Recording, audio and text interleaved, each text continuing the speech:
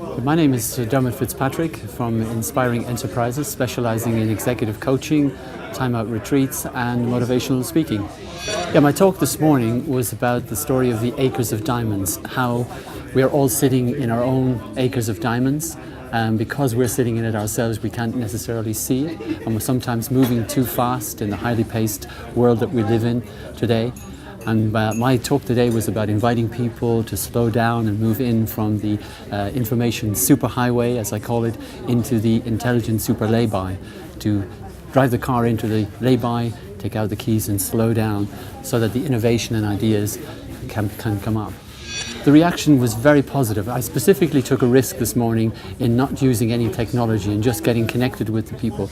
And I think that we were able to establish rapport right from the beginning, and people started to listen to the stories. There were 3 stories I was telling, more or less on the same theme about discovering your acres of diamonds.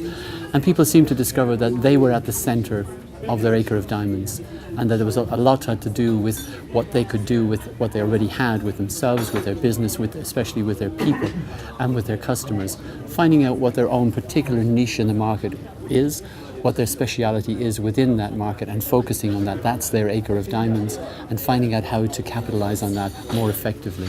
Yes, there was one gentleman who runs a bookstore, and what he realized afterwards, he said, was that how important it is for him to believe in himself, how to believe in his business, so that the people in his business will believe in it too, and the customers will believe in it. He also liked the idea of the stories, being a bookseller. He's very connected with the stories, and he felt there was a real connection there for him. Someone else said that they loved the stories, that normally these talks were more of a technical nature, more of a structured nature, business focused nature, and with the stories they were able to get in underneath perhaps the logic, and that we had all were brought up with hearing stories, and there was a lot of good lessons to be learned in the stories we learned as children, which are still relevant to us today, and that he enjoyed hearing the stories and got quite a lot out of them. Yes, one of the stories I told was about how I discovered a diamond in the rough at the Caledonian Hotel in Edinburgh, where I'd gone there as my first general management assignment. And the story I tell is how I realized that what a beautiful diamond it was. It was covered in dirt and muck, and we were able to create from that, with the help of 200 wonderful Scottish staff, the first 5-star hotel in Edinburgh, and it later became one of the leading hotels of the world.